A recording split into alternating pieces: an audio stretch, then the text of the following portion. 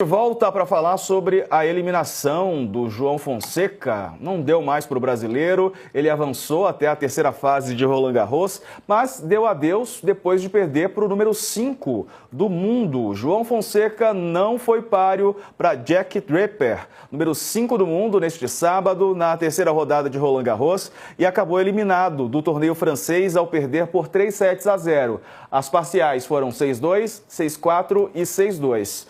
Atuando na quadra Suzanne Lenglen, a segunda maior do complexo, o brasileiro de 18 anos viu o inglês fazer uma grande atuação, um grande jogo. Ele errou pouco e confirmou seus serviços sem problemas durante a maior parte do encontro.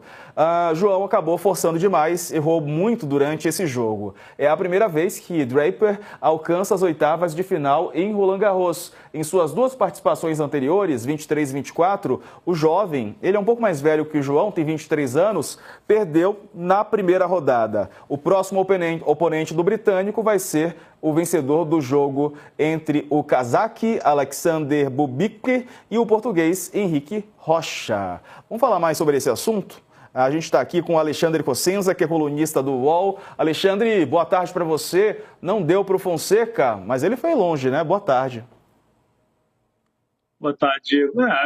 Assim, no todo foi uma boa campanha do João, né? Se a gente pegar a lista de tenistas que chegaram à terceira rodada de Roland Garros nos últimos 25 anos, a gente tem uma lista com menos de 10 nomes, e entre os nomes que fazem parte desse rol, a gente tem Rafael Nadal, Roger Federer, Andy Roddick, Richard Gasquet, Carlos Alcaraz. Então a gente está falando de exceções das exceções das exceções. Então o fato de ter o João nessa lista é algo, né, muito, muito, muito relevante. Sobre a partida de hoje, assim, ele não era favorito, evidentemente, né? O Jack Draper, ele é número 5 do mundo, não é número 5 por acaso, né? O ranking do tênis, ele reflete as últimas 52 semanas de resultados. Então ninguém chega lá por acaso ou por um resultado isolado aqui ou ali, né? O Draper é um tenista inteligente, ele é um tenista consistente, ele sabe o que fazer em quadra, sabe construir ponto, ele tem um entendimento do que está acontecendo no jogo muito amplo. Então é um cara difícil de derrotar.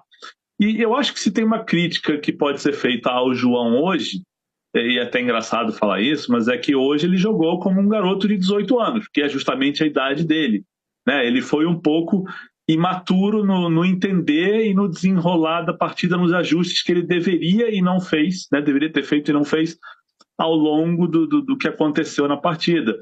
O Draper é um cara que erra muito, gosta de trocar bolas, ele estava usando bolas bastante altas, com muito efeito, para jogar com uma margem de segurança, e o João estava sendo um pouco mais agressivo, arriscando mais e errando mais.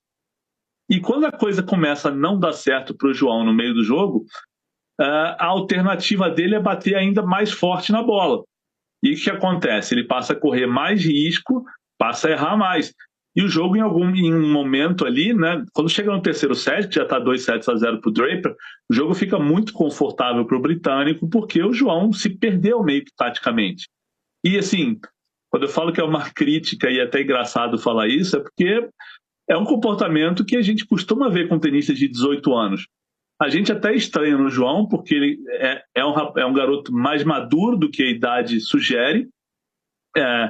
Ele tem resultados e tem um comportamento dentro de quadra que costuma ser muito mais maduro, muito mais inteligente do que os garotos da idade dele.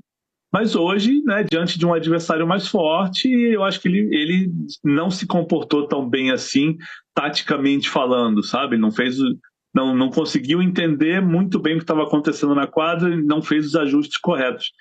Mas é o que acontece no período de amadurecimento, né? É a primeira temporada que o João faz jogando todos os maiores torneios do circuito.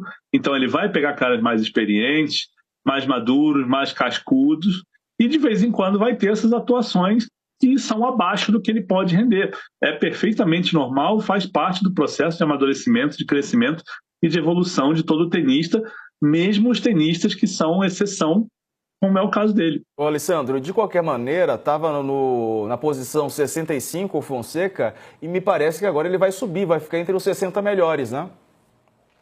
Sobe algumas posições. O ranking da ATP, ele só vai... a ATP só divulga o próximo ranking agora na segunda-feira, depois que acabar Roland Garros, então daqui a 9 dias. A posição final do João ainda vai ser definida, porque tem outros tenistas que podem subir durante esse período, mas o João deve ficar ali entre 55 e 58 do ranking, que já será, qualquer que seja, o melhor ranking da carreira dele. Bom demais. E agora, acabou o Roland Garros para o João Fonseca, quais são os próximos desafios dele?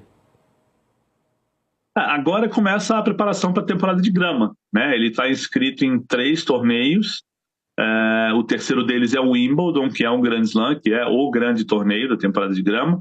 Para muita gente ainda é o torneio mais importante do circuito inteiro, embora, né, ele esteja equiparado aos outros Grand Slams, os outros 3 Grand Slams, né, em termos de pontuação, mas é o sonho de muita gente ganhar o Wimbledon. Então o João tem 2 torneios antes, ele está inscrito no ATP 500 de Halle, na Alemanha, ele está inscrito no ATP 250 de Eastbourne, na Inglaterra, são 2 torneios em semanas consecutivas, e esse de Eastbourne ele ainda não está garantido, ele precisa, como o ranking dele de inscrição nesse torneio ainda é o ranking de 65, ele precisaria de 6 desistências para conseguir entrar no torneio, mas independentemente disso, ele tem esses 2 eventos aí no calendário, e o terceiro é o Wimbledon, que é o fim da temporada de grama. A temporada de grama é curtinha, dura um mês e pouquinho, e é o grande objetivo do João agora.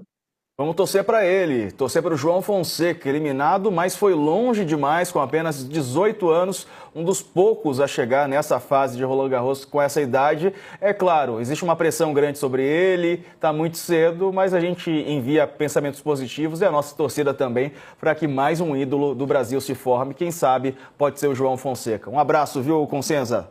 Valeu, bom trabalho para você. Um abraço, Diego.